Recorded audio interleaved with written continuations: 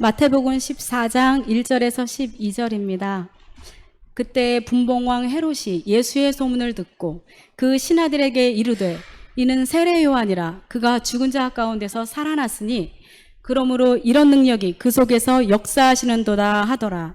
전에 헤롯이 그 동생 빌립의 아내 헤로디아의 일로 요한을 잡아 결박하여 옥에 가두었으니 이는 요한이 헤롯에게 말하되 당신이 그 여자를 차지한 것이 옳지 않다 하였음이라.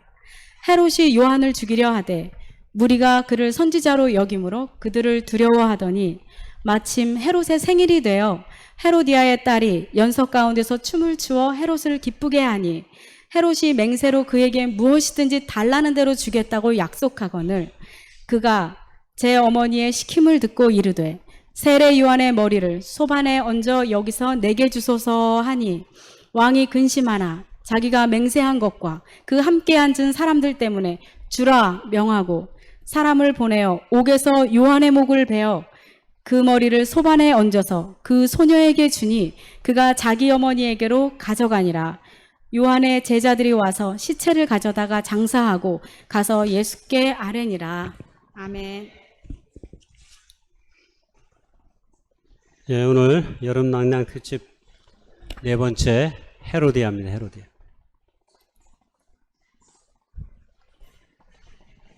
예, 프랑스 말 중에 우리가 알고 있는 말들이 여럿 있는데 뭐 봉주르도 알고 있겠지만 뭐 가장 많이 사회적으로 사람들이 인상 깊게 알고 있는 단어 중에 하나는 이 팜파탈이라는 단어입니다. 이게 불어에서 나온 말인데 이 뜻이 나와 있는 것처럼 숙명적인, 파멸로 이끄는 치명적인 이런 뜻을 갖고 있습니다. 한마디로 파멸적인 여성. 그래서 보통은 이게 좀 부정적 의미로 사회학에서 사용해요. 이 용어를. 남성을 뭐 유혹하여서 파멸시키는 연인, 여인 뭐 이렇게 보통 얘기하는데 그만큼 이 팜파탈이라고 불리는 여성은 보통의 여성이 아닙니다.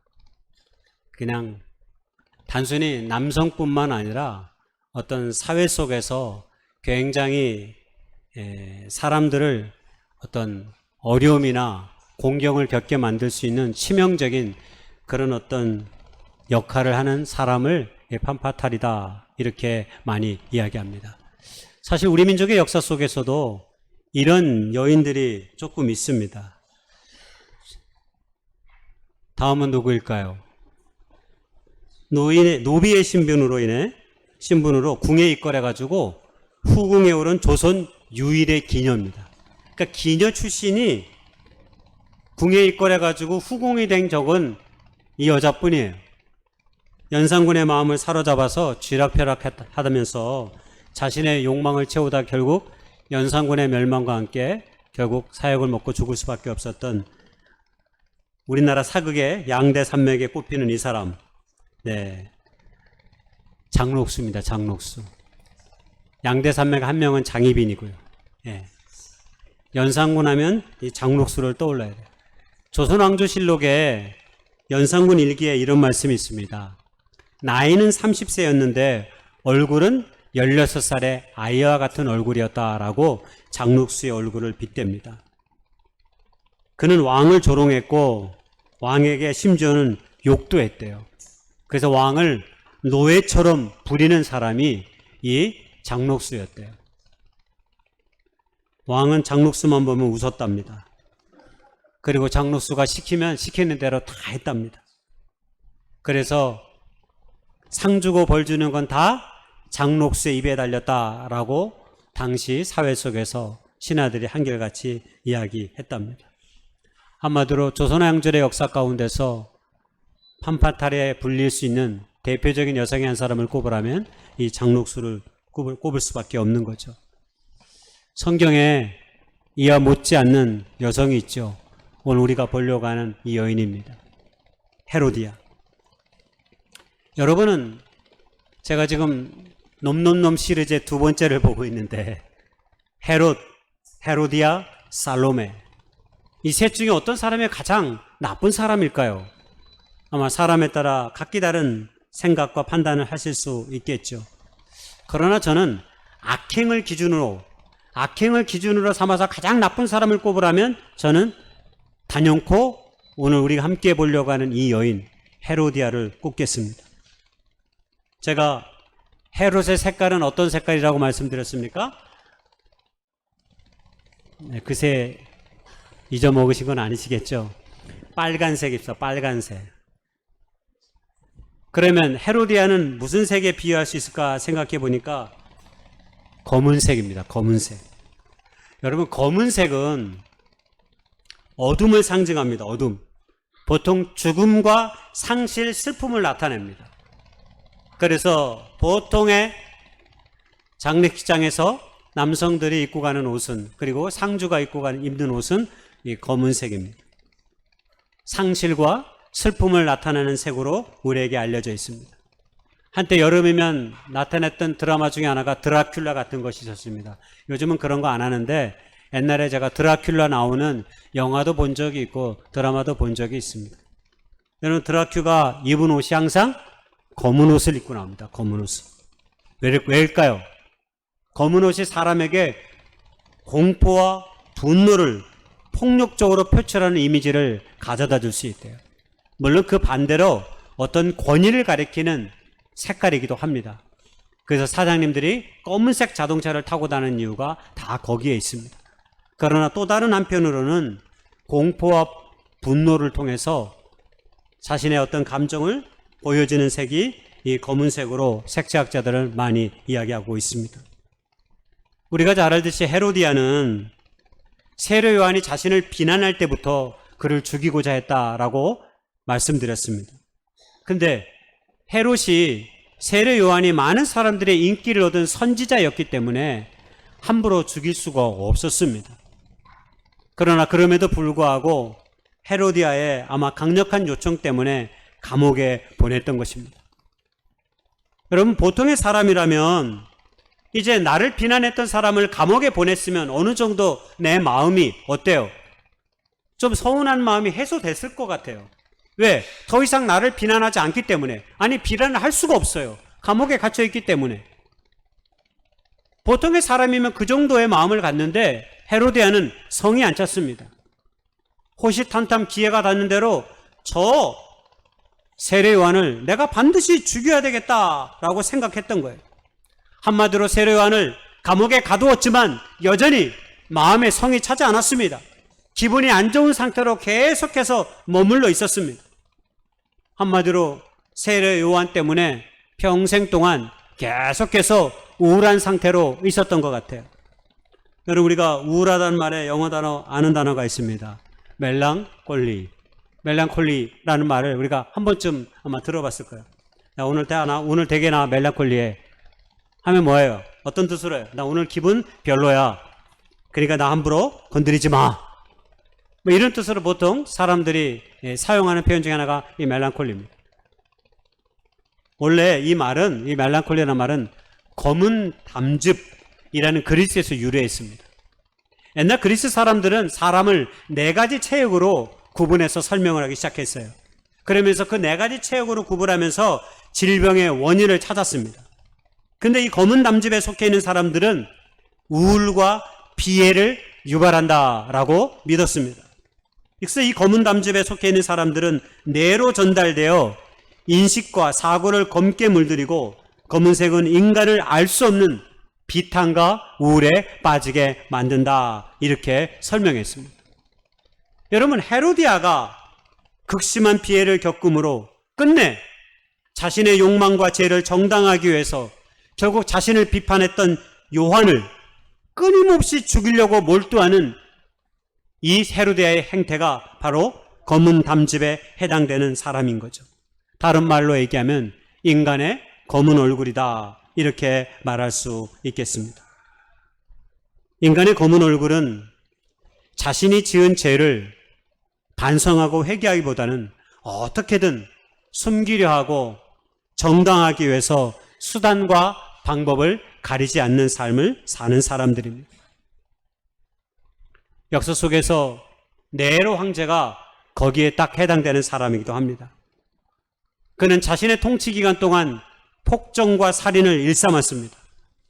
그러나 그는 한 번도 자신의 죄를 인정하지 않았습니다. 나라가 어려움에 겪고 문제가 있는 것은 다 다른 사람들 때문으로 책임을 회피하고 돌렸습니다. 그리고 자신의 행위를 정당하기 위해서 거짓말을 유포하고 대중을 선동하기도 했습니다. 바로 그것이 대표적으로 로마가 대화재가 있었을 때 그 대화재의 책임을 누구에게? 바로 그리스도인들에게, 기독교에게 돌렸던 것입니다. 그리고 그것으로 인해 기독교를 박해할 구실을 맞는 겁니다. 우연히 로마의 창고에서 불이 난 것을 기독교인들의 책임이라고 돌려세움으로써 많은 화재에 대한 비난의 책임을 기독교인들에게 돌림으로 자기의 책임을 회피하려고 했던 것입니다. 우리는 어떻습니까? 저 여러분은 어떤 삶을 삽니까? 누군가가 혹시 나의 조금 부끄럽고 잘못된 부분을 지적할 때 여러분 어떤 반응을 보입니까? 가까이 살고 있는 남편이나 아내가 여보 이런 것은 좀 이랬으면 좋겠어. 당신이 좀 이런 것은 이렇게 했으면 좋겠어. 라고 말할 때 여러분의 얼굴은 어떻습니까? 우리의 가까운 친구나 주변의 사람들이 우리를 생각하는 마음으로 진심 어린 믿음의 격려와 믿음의 공고를 혹 우리에게 한다면 여러분은 어떤 반응으로 여러분은 그런 이야기들에 반응하고 응답하고 있습니까? 헤로디아는 끊임없이 세례 요한을 감옥에 가두었지만 여전히 기분 나빠하면서 자신 안에 담겨진 그 피해를 극한으로 몰아갔습니다. 나를 조금이라도 비난한 사를 용서할 수 없어. 감옥에 가둔 곳, 그곳으로는 결코 성이 안 차. 내가 기회가 된다면 저 사람은 반드시 내가 죽이고야 말 거야. 그런 마음으로 헤로디아는 누군가의 잘못의 지적을 받아들이거나 용납할 수 없는 마음을 갖고 있지 못했습니다. 여러분, 성경에 다윗이 밧세바를 범하고 처음에 한 일이 그랬었습니다. 부하의 장수를 범하고 난 이후에 자신의 잘못을 감추기 위해, 숨기기 위해 수단과 방법을 다 동원했지만 안 됐습니다. 그러니까 급기야 밧세바의 남편 우리아를 죽여버림을 통해서 자신의 죄를 완전히 감추려 했었습니다. 그러나 그것이 그 뜻대로 되지 않았습니다. 그럼에도 불구하고 성경은 다윗이 이스라엘의 가장 위대한 성군이다 이렇게 말합니다. 왜 그럴까요? 그것은 나중에 자신의 죄가 드러났을 때 통렬하게 자신이 갖고 있는 죄를 하나님 앞에 고백하며 회개하며 나아갔기 때문입니다. 그렇습니다. 자신의 잘못을 하나님 앞에 겸손히 내려놓고 회개하는 일이 쉬운 것 같지만 여러분 쉽지 않습니다. 많은 사람들이 누군가 나에게 잘못을 지적하면 그 잘못한 것 가지고 너는 그런 적 없느냐, 세상 사람들이 다 그렇게 하는데 하면서 자신을 변명하는데 익숙합니다. 그리고 자신을 비난하는 그 친구를 그냥 만나지 않습니다. 내가 너 안 보면 되지 뭐 하면서 그렇게 낮은 처사의 행동을 하며 우리가 지날 때가 얼마나 많이 있는지 모릅니다. 여러분, 우리도 실수하고 잘못할 수 있습니다. 저도 마찬가지입니다. 우리 모두가 다 연약한 존재이기 때문에 굳이 하지 말아야 될 말 해가지고 상대방에게 상처 준 적 많이 있습니다. 굳이 하지 말아야 될 행동 해가지고 괜히 다른 사람의 마음에 아픔을 줄 때도 있습니다. 지혜롭지 못하여서 우리가 처한 처사 때문에 다른 사람의 심기를 불편해했던 적들도 많이 있습니다.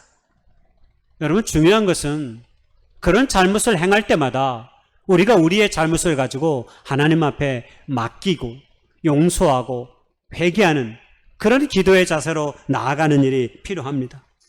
요한에서 1장 9절에 보면 만일 우리가 우리의 죄를 자백하면 그는 미쁘시고 의로우사 우리 죄를 사하시며 우리를 모든 불의에서 깨끗하게 하실 것이다 라고 주님께서 우리에게 이렇게 약속하시고 말씀하셨습니다.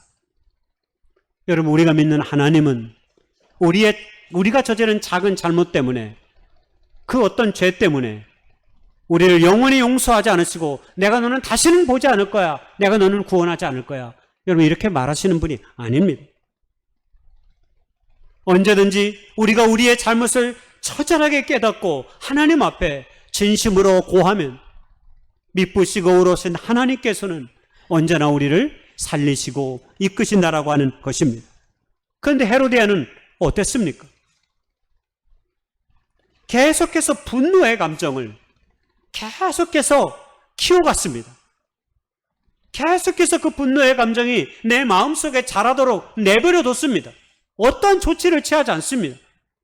그래서 마침내 기회가 되니까 하나님의 사람 세례 요한을 바로 남편의 생일에 죽일 생각을 합니다. 여러분, 이게 쉬운 일입니까? 아니, 남편이 생일을 맞이해가지고 사람들을 초대해가지고 아주 지금 잔치를 벌이고 연애가 벌어지는데 딸을 시켜가지고 세례 요한의 목을 달라고 하는 게 이거 잔치에 확 찬물 끼얹는 거 아니에요? 그런데 헤로디아는 하나도 중요하지 않습니다. 남편의 기분 별로 중요하지 않습니다. 남편의 기분이 뭐 중요해? 지금 내 안의 분노와 내 안의 이 감정을 토로하는 것이 중요하지. 헤로디아? 자기 딸 살로메에게 누구에게 그 일을 시킵니까? 자기 딸에게 시킵니다. 헤로데아는 헤롯이 죽인 놈이라면 헤로데아는 사주한 놈입니다. 사주한. 죽인 사람이 나쁠까요? 사주한 사람이 나쁠까요? 네, 저도 그렇게 생각해요. 죽인 놈도 물론 나쁘지. 근데 사주한 놈은 사실 더 나빠. 왜? 영화를 보세요, 영화. 제가 예전에 조폭이 나오는 영화들을 좀 본 적이 있거든요. 예? 예, 조폭이 나오는 영화들이 재밌는 게 좀 있어요. 근데 이 영화를 잘 들여다보면 꼭 조폭의 두목이 상대편 조폭의 두목을 죽이려고 하는 계획을 짜요. 근데 그걸 시키는 사람이 있어요. 누구에게 시키냐면 대부분 영화에서 그래요.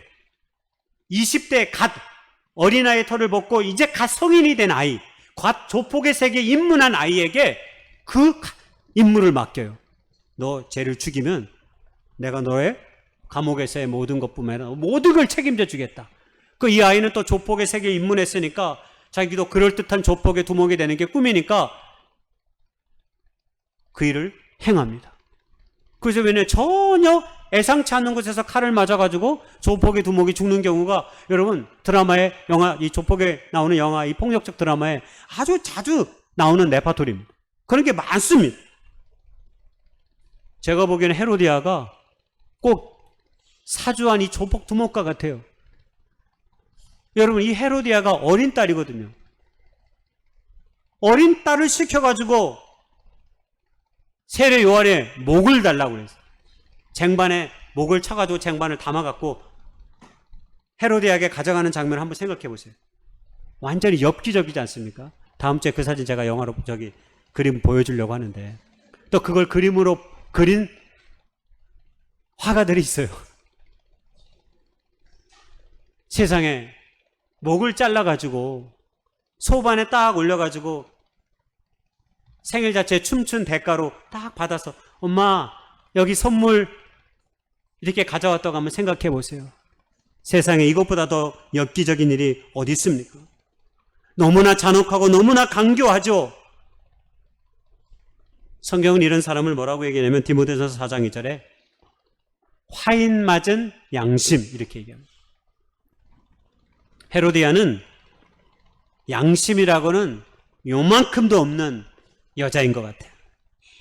양심이 마비됐어요. 양심이 마비된 사람은 도덕적인 판단 능력을 상실해버립니다. 이런 사람들은 하는 말이 다 거짓말입니다. 그리고 자기 자신이 심지어는 거짓말 하는 조차도 모릅니다. 상대방을 기만하고 또 다른 하나 죄책감을 느끼지 않습니다. 그래서 남들이 고통받는 일에 둔감합니다. 남의 고통을 이해하거나 용납할 수 있는 요만큼의 양심도 없습니다. 온통 검은색으로 도배된 느낌? 바로 그것이 헤로디아의 색이고 헤로디아입니다. 한마디로 화인받은 양심의 색은 검은색입니다.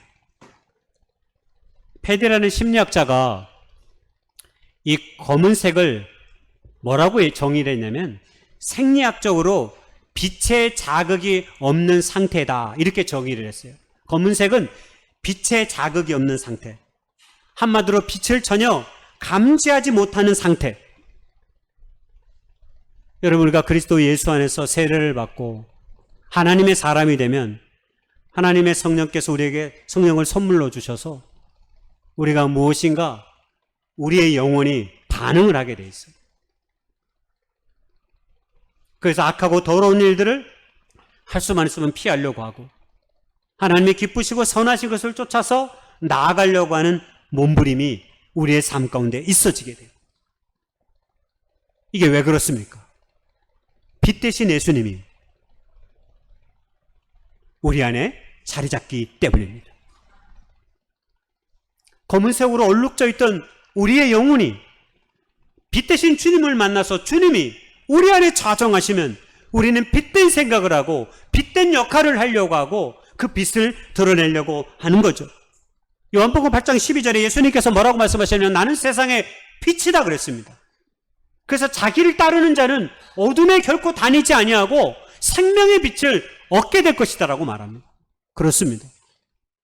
여러분, 우리가 예수를 믿게 되면 예수님 때문에 나는 인간적으로 하기 싫어도 예수님 때문에 억지로라도 그 일을 하게 할 때가 있잖아요.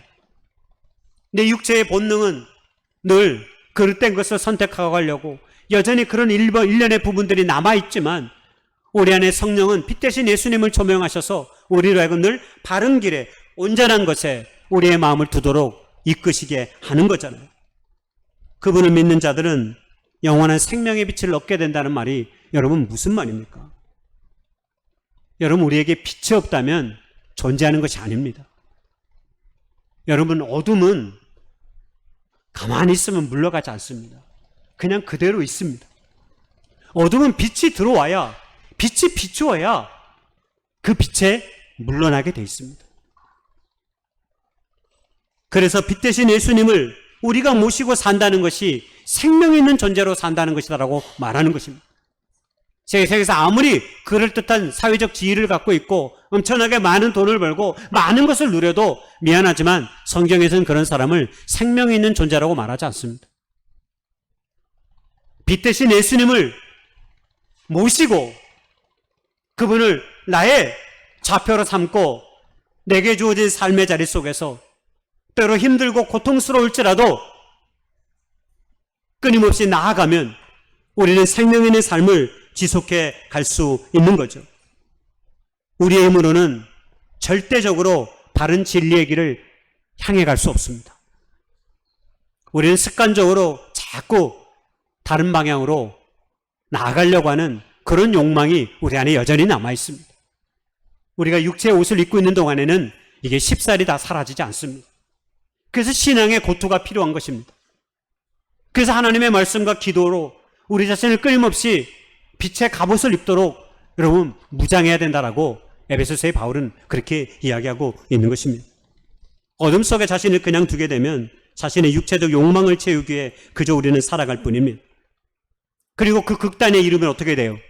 결국 자신의 만족과 욕구를 채우려면 다른 사람의 생명을 해하는 일도 아낌없이 하게 됩니다.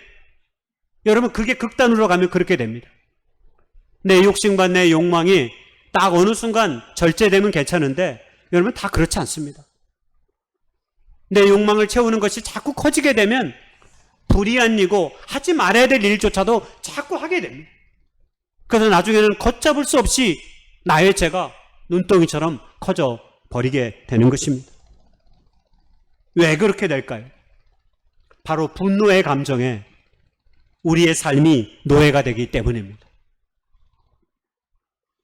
화난 감정, 분노의 감정이 계속해서 나를 지배하도록, 그 어둠이 나를 지배하도록 내버려 두기 때문입니다. 옳고 그름을 구분하지 못하게 돼요. 감정이 이성을 앞서게 되면 죄를 정당하게 되고 결국 파멸의 길로 빠질 수밖에 없습니다. 여러분, 성경에 이런 사람들이 많이 있습니다. 여러분, 대표적으로 가인이 그렇습니다. 자기 감정을 절제하지 못하고 동생을 죽인 것 아닙니까? 다윗의 셋째 아들 압살롬은 어떻습니까? 배다른 형 암논이 자기 누이 동생, 사촌 누이 동생 다말에 대해서 겁탈한 것에 대해 분노해가지고 평생 동안 아버지에 대한 원망과 분노에 사로잡혔어요. 그래서 기회가 되면 내가 누이 동생 다말을 겁탈했던 암논을 죽이고 아버지를 죽이리라. 여러분, 평생 동안 그 마음 하나로 인생을 살았어요. 압살롬은 너무나 잘생기고 그만큼 준수한 자가 이스라엘에 없었지만 그는 평생의 모든 시간을 분노의 감정에 사로잡혀 지냈습니다. 그러다가 우리가 보았듯이, 첫 번째 보았듯이 그의 아름다운 머리칼 때문에 죽어버렸죠. 헤로디아는 세례 요한의 비판에 마음의 분노가 불일 듯 일어났습니다. 좀처는 그의 감정이 사라지지 않았습니다.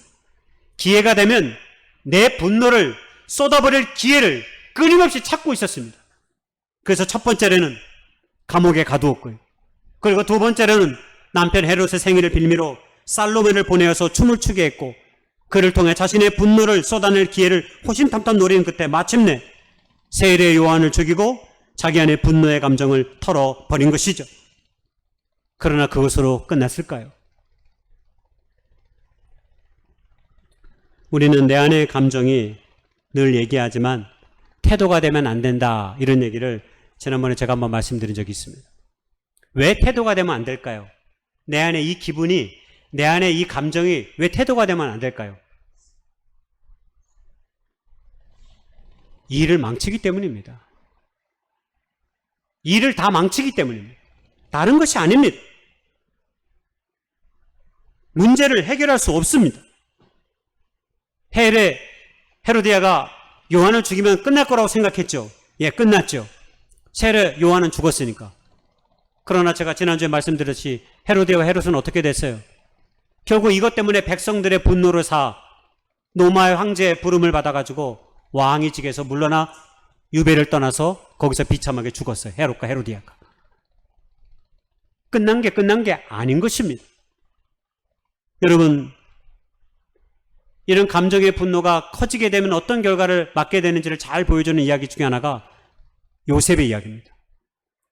여러분, 요셉이 어릴 때부터 아버지 야곱의 사랑을 많이 받았습니다. 왜? 자기가 사랑하는 나엘의 소생이었고 늙음하게 베냐민과 요셉을 낳았어요. 그래서 어릴 때부터 요셉에게 채색 옷을 주었어요. 그리고 요셉은 또 틈만 나면 꿈을 꿨어요. 그랬더니 형들이 안 그래도 쟤는 다른 형제들과 다르게 늘 채색 옷을, 좋은 옷을 입히고 살고 우리에게는 그냥 보통의 옷을 입히는 것에 대해서 마음이 상해 있었는데, 어떤 날들은 꿈을 꾸면서 자신이 뭐 하늘의 해와 달과 별들이 자기에게 절을 한다든지 않나, 뭐 이런 이상한 소리라니까 동생에 대한, 요셉에 대한 마음의 분노가 점점 커졌습니다. 그래서 아버지의 신부름으로 도시락을 배달온 그를, 아버지의 심부름으로 자신들이 양떼를 잘 지키는 것을 보러 왔던 요셉을 결국 어떻게 해요? 죽여버리려고 형들이 계획을 짭니다. 마음의 분노를 형들이 계속해서 담고 있었던 거죠. 형들의 생각은 어때요? 우리가 이 요셉을 죽이면 아버지가 좀 우리가 죽였다고 그러면 실망할 것 같으니까 짐승의 밥이 됐다고 하자. 그래서 계책을 꾸며요. 구덩이를 파요. 그러다가 나중에 유다의 중재로, 노예로 팔아버립니다. 그리고 아버지에게는 짐승의 먹이가 됐어요. 아버지 요셉이. 이 얘기를 그대로 전한 것이죠. 여러분, 형들의 분노의 결과가 무엇입니까? 동생에 대한 미움의 감정으로 그렇게 쏟아낸 마음으로 시원한 마음이 들었을까요? 이제 우리를 마음에 불지르게 하고 우리를 화내게 했던 동생 요셉이 없으니까 야, 우리 너무 시원섭섭하고 좋다. 여러분, 그런 것일까요? 여러분, 그렇지 않았습니다. 아버지에게 그렇게 거짓말로 동생이 짐승의 먹이가 됐다고 말하는 동안 내내 아버지 때문에 형들의 마음이 불편해졌습니다. 사랑하는 아들을 잃어버린 것에 대한 아버지 야곱이 요셉에 대한 아픔 때문에 우울한 날이 많이 있었습니다. 그것을 어떻게 할 수 있냐고요? 나중에 이스라엘이 기근이 되어서 양식을 구하러 에집트로 양식을 구하러 자녀들을 보냈을 때 요셉의 애굽의 총리가 되어서 자기 형들을 알아보고 나서 형들을 시험케 하기 위해서 같이 왔던 동생 베냐민을 포로로 잡아두고 난 너희들이 첩자인지 모르니까 이 동생을 내버려 두고 양식을 가지고 가라 라고 말합니다. 여러분, 그럴 때 형들이 뭐라고 얘기합니까? 안 됩니다. 그럴 수 없습니다. 우리 아버지가 저의 형 요셉이라는 자가 있었는데 저 형을 잃어버린 이후에 낙심을 거듭하면서 아파하고 있는데 만약 이 하나뿐인 동생마저 없다면 아버지는 견딜 수 없을 것입니다 라고 얘기합니다. 그러니까 유다가 차라리 제가 감옥에 가겠습니다. 저를 잡아가두시고 내 동생은 풀어주십시오. 여러분, 이렇게 말합니다. 여러분, 이 형들의 마음속에 무엇이 있었던 거예요? 요셉을 그렇게 팔아버리고 나서 마음에 모든 것이 풀어진 것입니까? 아니죠. 그들 안에 불안하고 두려운 마음들이 끊임없이 그들에게 있었던 것입니다. 해결이 안 됩니다. 끝없는 불안과 염려가 지속된 것이죠. 여러분, 우리가 분노와 미움을 갖지 말아야 하는 것은 그 감정으로는 어떤 것도 문제를 풀 수 없음을 알고 우리가 이미 우리의 삶 속에서 경험했기 때문입니다. 여러분, 우리가 분노해가지고 화내가지고 일이 잘못된 경험 한 적 없습니까? 견이 화내가지고 그 화 때문에 문제가 풀어지기는커녕 더 일이 꼬인 적이 여러분 없습니까? 여러분, 화내서 문제를 해결한 적은 여러분 곰곰이 생각해 보세요. 거의 없습니다. 내 마음에 분노를 쏟아냈을 때 상대방이 내 분노 때문에 내가 잘못했군요. 죄송합니다. 여러분, 이렇게 말한 사람 만난 적 있어요? 여러분, 거의 없습니다. 결론은 깨달아야 하는 것입니다. 분노의 감정을 내 안에 계속해서 키워갔을 때 그 분노의 감정으로는 어떤 문제도 해결될 수 없다는 사실을 깨달아야 한다는 것입니다. 감정으로는 어떤 것도 해결할 수 없습니다. 헤로데아는 자신을 비난했던 세례 요한에 대한 마음의 분노의 감정을 가지고 있었습니다. 그리고 그를 감옥에 가두었지만 여전히 그의 감정은 사라지지 않았습니다. 그래서 급기야 그의 생명을 해하는 선택을 하게 된 것입니다. 그렇습니다. 분노의 감정은 우리 모두를 파멸에 이르게 합니다. 세례 요한이 그의 잘못을 지적했을 때 그는 돌이켜야 했습니다. 자신의 잘못을 겸손히 주님 앞에 내려놓고 하나님의 뜻을 구해야 했습니다. 그러나 그렇지 못하였기에 그의 인생의 말로는 그의 남편과 더불어서 비참한 인생의 길을 걸어가게 된 것입니다.